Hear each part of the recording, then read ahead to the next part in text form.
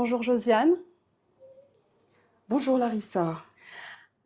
Merci beaucoup, un grand merci de m'accorder un peu de votre temps pour ce podcast. Podcast qui revêt une importance particulière car il s'inscrit dans la campagne Octobre Rose. Octobre Rose qui a une audience essentiellement féminine et vous êtes une femme qui inspire beaucoup d'autres femmes. Alors un grand merci, c'est vraiment un honneur et je suis persuadée que l'audience mesurera à sa juste valeur l'honneur que vous nous faites aujourd'hui. Merci. Merci à vous Larissa. D'abord, bienvenue dans nos locaux à UNFPA. C'est un plaisir de répondre à votre micro dans le cadre de cette importante campagne de Octobre Rose, non seulement pour les femmes, mais aussi pour toutes les populations de Madagascar. Merci beaucoup. Josiane, qu'est-ce qui vous a donné envie de faire carrière, de consacrer votre vie professionnelle aux causes défendues par l'UNFPA? Alors, c'est une belle question parce que c'est cette motivation personnelle euh, découle vraiment d'un engagement profond, euh, profond, vraiment, qui m'a toujours animée pour m'engager dans l'action humanitaire et diplomatique. J'ai été inspirée par Hmm. trois grandes dames africaines. La première, c'est ma mère. La deuxième, c'est Hélène Sirleaf Johnson. Et puis, bien sûr, on ne peut pas non plus passer sur l'œuvre de Wangai Maathai. Alors, je vous parle de ma mère parce que euh, ma mère a été sage-femme. Elle est toujours en vie, Dieu merci. Elle a été sage-femme. Ensuite, elle a travaillé dans l'humanitaire.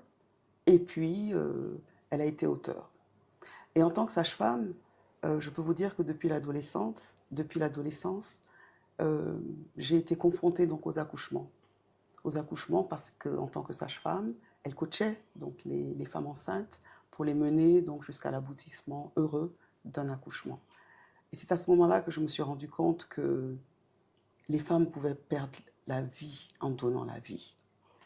Et ça a été ma première grande motivation de savoir que les personnes les plus vulnérables auraient besoin d'appui. Et en Afrique en général et au Burkina Faso dont je viens, à l'époque, euh, le taux de mortalité maternelle n'était pas aussi important par rapport à la démographie.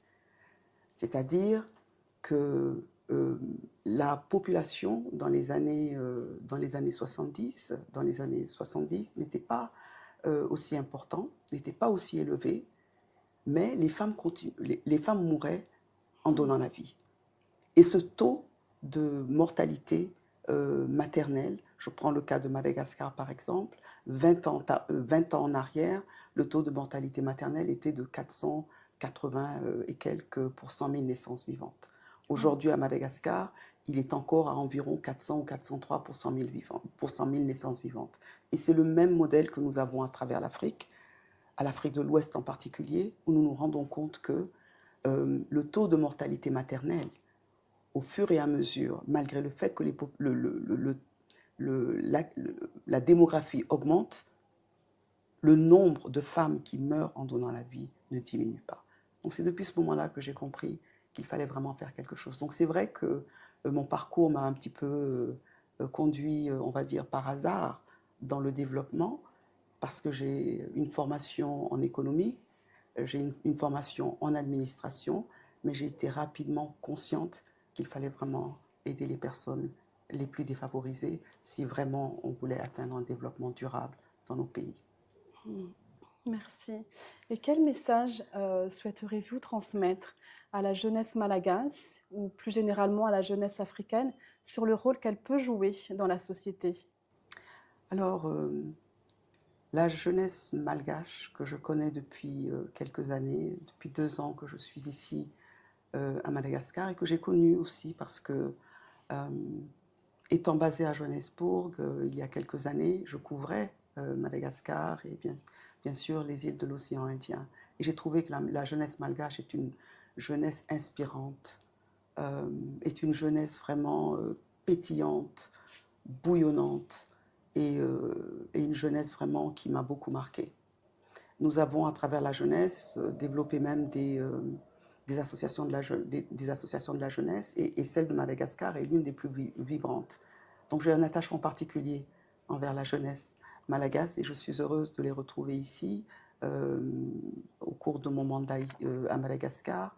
Et je dois dire que l'un des messages, c'est vraiment de continuer à se battre, de ne jamais laisser tomber, de continuer à s'inspirer de toutes ces personnes qui ont transformé le monde, et de continuer à apprendre, de continuer à faire du savoir leur première arme contre leur enclavement. Nos jeunes sont généralement euh, un peu désabusés, mais je remarque que lorsqu'on leur donne des opportunités, comme il a été le cas ici dans nos bureaux, avec un hub d'innovation, avec le QG Tano, lorsque les jeunes sont en face d'opportunités, ils les développent, ils les multiplient. Et donc, mon message, c'est vraiment de continuer à apprendre, de continuer à développer des réseaux, de continuer à viser, d'aller au-delà du plafond et de briser toutes les barrières, de ne jamais permettre à ce qu'on donne, à ce qu'on vous donne en tant que jeune, une limite. Seul l'être humain, le jeune lui-même, sait ce qu'il a comme aspiration. Et nous, en tant qu'adultes, on a toujours l'impression, on a toujours tendance à les orienter, à leur donner une direction. Donc c'est vraiment, étant donné qu'ils savent où ils veulent aller, c'est à eux de ne jamais se donner des limites et de toujours continuer à percer ce plafond de verre. C'est un petit peu le message que j'ai pour la jeunesse, et leur dire également que dans ce cadre-là, ils ont des coachs et des mentors de facto. J'en suis une. L'essentiel de mes collègues ici au sein de UNFPA, l'un des piliers les plus importants que nous avons, c'est vraiment l'autonomisation de la jeunesse. Et dans ce cadre-là, nous développons leurs capacités à travers un certain nombre de modules et de programmes que nous avons à leur disposition. Donc c'est un peu ça, ce message que je voudrais envoyer à la jeunesse. Alors, c'était vraiment un très beau message, ce message pour la jeunesse. Ouais. Je me demande, quels sont les grands défis prioritaires de l'UNFPA pour Madagascar et plus généralement pour l'Afrique aujourd'hui? Alors, UNFPA, le Fonds des Nations Unies pour la population, c'est l'agence des droits et des choix pour tous. Et nous œuvrons, UNFPA œuvre essentiellement dans le cadre de la santé, de la reproduction, dans le cadre également de l'égalité des genres et de l'autonomisation des jeunes. Alors, les grands chantiers, il y en a beaucoup, et il est permis de rêver, effectivement. Mais pour UNFPA, il y en a peut-être 3 grands. Premièrement, les questions d'inégalité entre les hommes et les femmes. Deuxièmement, la question de la fécondité. Troisièmement, la question des vulnérabilités, et vulnérabilités plutôt économiques. Parlons plus particulièrement des inégalités. À Madagascar, nous savons, selon le dernier recensement général de la population et de l'habitat, que les femmes sont majoritaires en proportionnellement majoritaires dans la population. Et c'est une population extrêmement jeune, parce que nous savons que 2 Malgaches sur 3 ont moins de 25 ans. Donc ça fait à peu près 60 à 75% de la population malgache qui est plutôt jeune. Donc ces questions d'inégalité entre hommes et femmes font partie de nos priorités, font partie des programmes que nous développons en appui aux efforts du ministère de la Population et des Solidarités, mais aussi à travers les autres programmes que nous développons avec le département de l'enseignement technique et de la formation professionnelle, et même en appui aux activités que déroule la Première Dame dans le cadre de l'association FITI, qui est aussi un partenaire de UNFPA. Donc les inégalités font partie des premiers défis. Tant que les femmes ne pourront pas être au devant et être considérées et être prises en compte dans le cadre des développements, des politiques et des stratégies, ces inégalités vont continuer. Et c'est pour ça que l'UNFPA y met un point d'honneur, de vraiment faire en sorte que ces inégalités, soit par des cadres juridiques, soit par des programmes qui autonomisent les femmes à travers la santé de la reproduction, à travers l'éducation sexuelle complète, et tant de programmes qui font que les femmes peuvent être désenclavées. Ça, c'est donc l'un des premiers chantiers. Le deuxième, comme je vous disais, c'est la fécondité. Nous savons que pour atteindre l'objectif principal du développement du capital humain dans le cadre de la politique générale de l'État, qui a été donc présentée et annoncée au deuxième mandat du président Radziwiłł, le dividende démographique figure en première ligne. Et pour atteindre le dividende démographique, il faut absolument inverser la pyramide des âges et faire en sorte que la fertilité puisse décliner et que la taille des ménages puisse être moins importante. Et la seule stratégie, c'est la planification familiale pour faire baisser la fécondité. Aujourd'hui, la moyenne d'enfants par femme tourne autour de 4,6, 4,8 enfants par femme. Ce n'est pas beaucoup, c'est une moyenne. Effectivement, les objectifs du gouvernement sont de diminuer ce taux de fécondité, le taux de fécondité des femmes. Mais nous savons également qu'il y a des pics dans certaines régions où les femmes peuvent avoir jusqu'à 8, 9, 10 enfants dans leur vie. Et c'est beaucoup.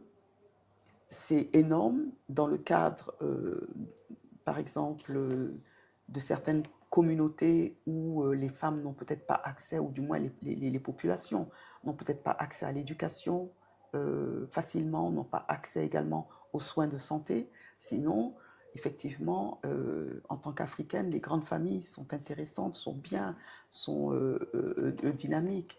Mais il faudrait pouvoir nourrir toutes ces familles-là, tous ces enfants-là, et ce n'est pas le cas généralement.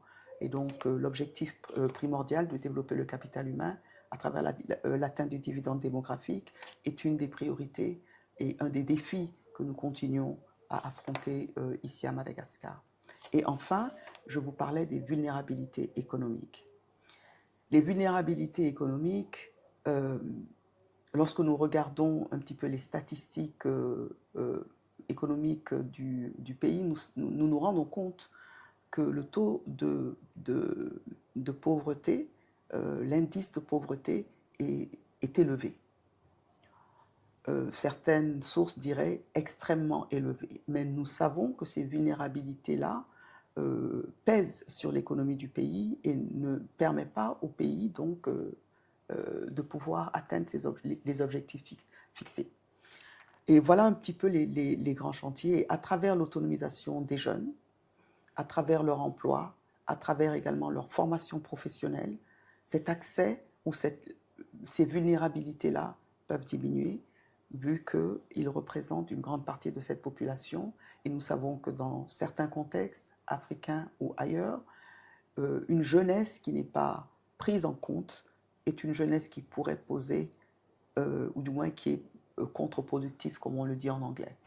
Donc, voilà un peu les défis que nous avons, les 3 défis que UNFPA poursuit à Madagascar. Voilà. Donc, il y a le défi des inégalités, le défi de la fécondité, le défi de la vulnérabilité. Comment est-ce que les femmes ou encore les jeunes peuvent-ils contribuer à ces 3 défis, finalement, si jamais ils veulent, si jamais ils le veulent? Alors, la première chose que je dirais, c'est vraiment que les jeunes puissent continuer à faire preuve de résilience et de persévérance. Et de continuer à faire confiance au savoir, à l'enseignement, comme je l'ai dit tout à l'heure. Il n'y a qu'à travers l'enseignement, à travers la formation, qu'une personne peut devenir autonome ou indépendante. Il y a également la contribution que les jeunes peuvent avoir ou peuvent donner dans le cadre également de la vie civique, de la construction de la vie civique ici à Madagascar. Et je sais qu'il y a pas mal d'efforts qui se font dans ce cadre-là. Mais je dirais aussi, une des choses que j'aimerais bien voir ici à Madagascar, c'est de voir d'autres jeunes coacher d'autres moins jeunes, plus jeunes plutôt. Et ça permet également d'agrandir ce cercle de solidarité et d'espoir pour la jeunesse. Et les jeunes ont besoin d'espoir. Ils ont besoin qu'on continue à les motiver pour qu'ils puissent arriver à leur fin. C'est vrai. Nous allons donc maintenant parler de leadership féminin. Comment voyez-vous le rôle des femmes dans la construction de l'Afrique de demain? Leur rôle est extrêmement important. Le rôle de la femme, surtout en Afrique et ailleurs. Je pense que nous avons des exemples dans le monde entier, et même ici à Madagascar, de leadership féminin avec notre reine, qui ont pu transformer les contextes et les communautés dans lesquelles elles ont été, dans lesquelles elles ont dirigé. La femme africaine a un rôle de constructeur et de bâtisseur. La femme africaine, lorsqu'elle est, et la femme en général, dans le contexte professionnel par exemple, qui est celui dans lequel je suis, déjà contribue à l'inclusion. Dès qu'une femme, 2, 3, participe à un processus, déjà l'inclusion est déjà gagnée. Et enfin, elle contribue à briser les barrières traditionnelles. Parce qu'en Afrique, et je constate qu'à Madagascar, faisant partie également de l'Afrique, a pratiquement les mêmes traditions, les mêmes valeurs traditionnelles, où la femme a sa place, où la femme a une place, où la femme doit répondre à un certain stéréotype de normes sociales. Et on le voit à travers l'Afrique. Alors, le rôle de la femme africaine aujourd'hui, je reste attachée à mes valeurs de femme africaine, c'est comment maintenir et garder ces valeurs traditionnelles de respect d'aînés, des valeurs familiales, valeurs ancestrales. Comment les maintenir tout en gardant un leadership, tout en gardant et en inspirant un leadership qui est transformateur à l'intérieur d'une communauté. Donc je le dis facilement, mais c'est extrêmement difficile. Extrêmement difficile. Parce qu'il n'est pas attendu d'une femme africaine qu'elle prenne la parole, surtout devant des hommes plus âgés, et qu'elle contredise, ou qu'elle ne soit pas d'accord. Donc il faut vraiment que ce rôle qui est attendu de la femme africaine, de bâtisseuse, de transformatrice et d'inspiration, soit vraiment fait avec beaucoup de dextérité. Certaines personnes parlent d'une main de fer dans un gant de velours. Et je crois que c'est un petit peu le dicton qui s'applique à ce que je suis en train d'illustrer. Et c'est très difficile. Mais la bonne nouvelle, c'est que nos filles, nos nièces et les plus jeunes, pour elles, nous aurons déjà déblayé le chemin, j'espère, et c'est notre rôle. C'est notre rôle en tant que femme leader d'inspirer les autres et d'ouvrir la porte pour elles. Et non pas de la fermer. Comme le dit le dicton, une reine aide une autre reine à ramasser sa couronne lorsqu'elle tombe. C'est ça, c'est d'aider la gente féminine à continuer à percer et à continuer à avancer. Pour ces jeunes femmes qui hésitent et qui ont du mal à prendre leur place, quels conseils leur donnerais-tu? Alors, je donnerais peut-être mon propre exemple. Ça ne se voit peut-être pas, mais j'ai été une personne très timide en tant qu'adolescente. Et donc timide, avec cette angoisse de prendre la parole et en tout cas, du public speaking. D'accord? Le seul conseil que je peux leur donner, c'est de s'attacher à un mentor ou à un coach de leur choix. Parce qu'on n'est pas toujours à l'aise avec un coach. Il faut choisir un coach. Et comme je le disais tout à l'heure, c'est aussi notre rôle de prendre le temps d'accepter cette ouverture-là, de prendre un coach et de travailler. Mais avant cela, de reconnaître quelles sont ses faiblesses, de reconnaître quelles sont ses difficultés. Ce ne sont pas des faiblesses, on va dire quels sont ses défis. Nous avons tous des défis que nous souhaitons surmonter. Et c'est le seul conseil que je peux donner. Après, il y a aussi des méthodes que je vois beaucoup de jeunes utiliser. C'est vraiment de s'exercer devant une caméra ou devant un miroir et de répéter certaines choses.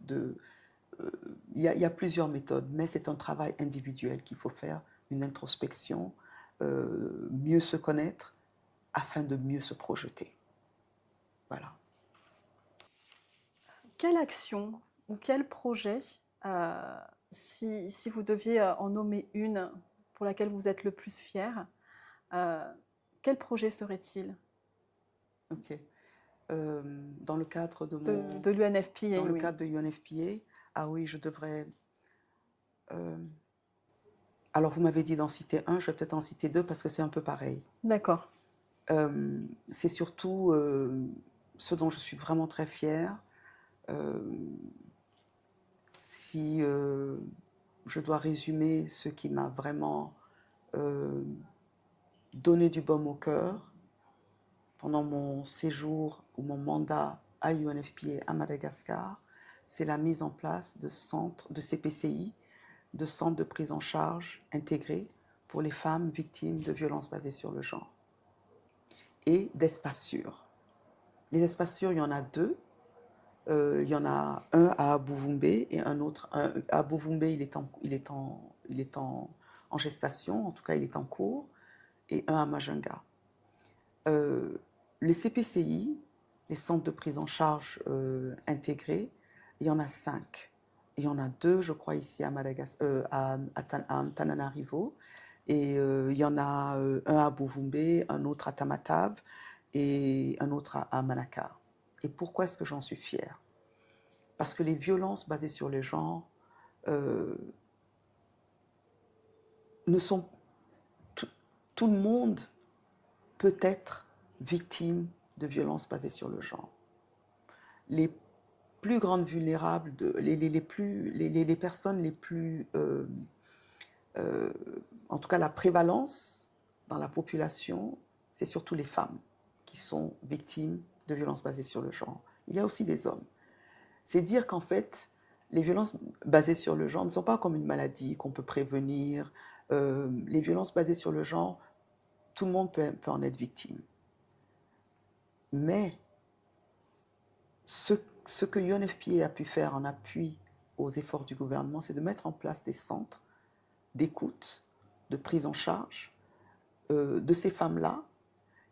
Et lorsqu'elles sont prises en charge, non seulement leur vie va être transformée, elles passent donc de victimes à survivantes, comme on l'appelle, parce que leur vie a été transformée et elles peuvent réintégrer la société. Mais c'est un long processus.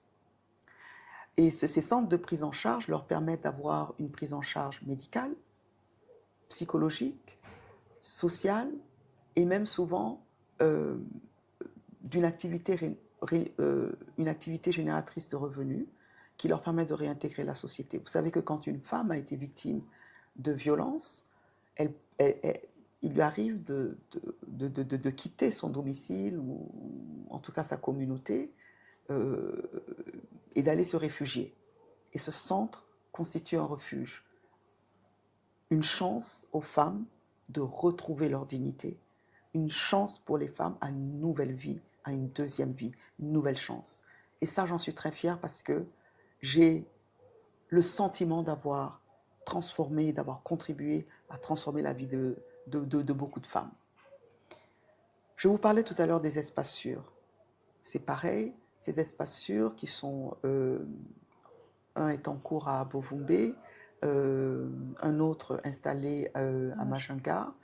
Ce sont des centres qui sont fréquentés, qui sont polyvalents et qui permettent, pas seulement à des jeunes, mais à des jeunes filles, mais aussi à des jeunes garçons, de venir un petit peu développer leurs capacités, leurs compétences avec de l'enseignement, et où ils sont dans un espace qu'on appelle sûr, parce qu'ils sont en sécurité, et cet espace leur permet de développer leur propre savoir, leurs propres compétences, et de recevoir des orientations pour, bien sûr, se lancer dans la vie active. Et même s'ils ne veulent pas se lancer dans la vie active, ils ont la possibilité juste de passer le temps, de venir et de passer le temps, et même de recevoir des conseils en matière de santé de la reproduction. Et juste cet acte ou cet espace sûr qui a été conçu, bien sûr, avec l'appui, donc, un partenariat avec Orange, avec la Fondation Orange, dont nous sommes très, très, très fiers, mais aussi en partenariat avec l'association FITI, et le ministère de la Population et des Solidarités, et bien d'autres, également le ministère de l'Enseignement technique et de la formation professionnelle. C'est une très très grande fierté. Et pour moi, ce sont des centres qui doivent se développer, se multiplier à travers Madagascar pour donner justement cette nouvelle chance aux personnes qui en ont besoin. Et ça, j'en suis très fière. Est-ce que ces PIC et ces endroits sûrs existent aussi dans d'autres pays ou c'est propre à Madagascar? Le CPCI, le modèle de Madagascar, je dois dire il est unique, parce qu'il est soutenu également par une brigade féminine. Une brigade féminine qui est associée donc à ces activités-là, et qui permet aux femmes de s'adresser à d'autres femmes en toute sécurité. Évidemment, il y a ce qu'on appelle des one-stop centers dans d'autres pays, mais la configuration de Madagascar est beaucoup plus à quelque chose de très original et d'innovant, avec cette brigade féminine de femmes qui sont en uniforme, qui ont été formées en sécurité, en prise en charge également, et qui répondent et qui assistent les femmes qui sont en difficulté. Donc c'est un modèle vraiment qui est, je dirais, exceptionnel. Et j'espère que d'autres pays s'en inspireront. Il faudrait que j'y aille, je vais aller visiter. Oui, on pourra organiser une visite. Avec grand plaisir. Oui, oui, oui. Parlons Octobre Rose. Oui. Comme je disais, ce podcast revêt une importance particulière parce qu'il s'inscrit dans la campagne Octobre Rose. Quelles sont les actions généralement menées par l'UNFPA en Afrique ou là, à Madagascar? Qu'est-ce qui est prévu à l'occasion d'Octobre Rose? Alors, merci. C'est une campagne qui me touche particulièrement, bien sûr en tant que femme, et aussi en tant que femme africaine, au regard justement de la difficulté d'avoir accès aux soins et au dépistage. Et l'UNFPA dans le monde entier est vraiment le leader, c'est l'agence de la santé sexuelle et reproductive, et à travers cela également des cancers, et plus particulièrement du cancer du sein. À Madagascar, ce que nous faisons, c'est vraiment des campagnes de dépistage et des campagnes de sensibilisation avec des partenariats bien ciblés que nous avons fait les 2 dernières années où j'étais là, et déjà même avant, des campagnes de dépistage avec des partenaires comme la Fondation Akbar Ali, comme la Fondation également BOA, et d'autres partenaires avec lesquels nous travaillons de façon très étroite. Nous collaborons étroitement pour vraiment mener ces campagnes et les faire de plus en plus et vraiment les étendre et augmenter donc l'impact de plus en plus. Les campagnes de sensibilisation et les campagnes de dépistage sont extrêmement importantes. Extrêmement importantes, et je dois dire qu'au cours de mon séjour à Madagascar, j'ai mené 2 campagnes, et l'une de ces campagnes m'a vraiment marquée parce que j'ai eu quelqu'un de très proche qui a été dépisté et qui a été positif. Mais c'est une belle histoire parce que c'était un dépistage précoce. c'est un dépistage vraiment précoce, qui s'est déroulé vraiment dans d'excellentes conditions et la prise en charge a été faite. Et aujourd'hui, en tout cas aujourd'hui, la personne est complètement délivrée de cellules cancéreuses. Et donc, pour moi personnellement, ça m'a beaucoup marqué parce que nous connaissons des personnes des femmes, et moi-même, j'ai connu dans ma famille, j'ai eu dans ma famille des personnes qui ont perdu la vie après avoir longtemps souffert de cancer et qui ont perdu cette bataille contre le cancer. Et de savoir que le dépistage peut sauver des vies et que c'est la seule prévention, c'est extrêmement important. Extrêmement important.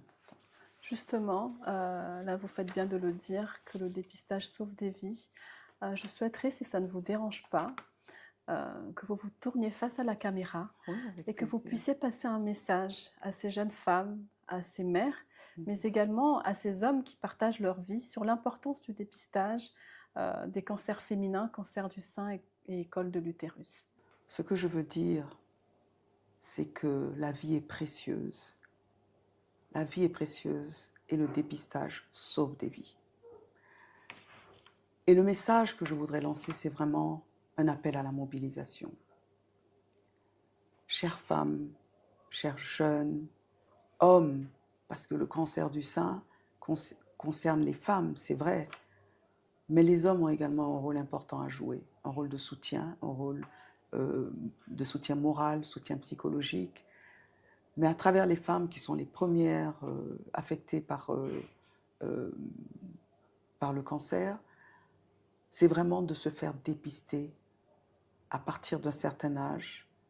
Et il y a quelques années, on parlait de se faire dépister à partir de l'âge de 50 ans. Aujourd'hui, il faut le faire beaucoup plus tôt. Déjà, à l'âge de 30 ans, le dépistage doit se faire. Et je vous encourage à vous dépister le plus régulièrement possible. À vous dépister si vous voulez vraiment sauver vos vies. Merci, merci beaucoup. Ouais. Nous arrivons au terme du podcast. Merci infiniment encore, Josiane, pour ces échanges. Et si jamais vous avez un dernier mot. Mais, je vous remercie, Larissa, de m'avoir vraiment donné cette occasion et cette opportunité de m'adresser à la population malgache et de m'adresser aux partenaires qui soutiennent Octobre Rose et qui soutiennent les campagnes de dépistage de cancer. Je voudrais vous remercier particulièrement pour avoir déjà mis en exergue l'importance de ce fléau-là à Madagascar et dans tous les pays. Pour moi, le mot de la fin, c'est vraiment de continuer à encourager le dépistage et de continuer à mobiliser les partenaires, de continuer à mobiliser les personnes, les donateurs et toutes les personnes bienveillantes qui souhaitent contribuer à ce fléau, de le faire. Et je dois dire que 1 franc compte toujours pour sauver la vie. Donc, partenaires, vous avez également un rôle à jouer. Les hommes, vous avez un rôle à jouer. Mais la pièce centrale, c'est les femmes. Continuez à vous faire dépister. Merci.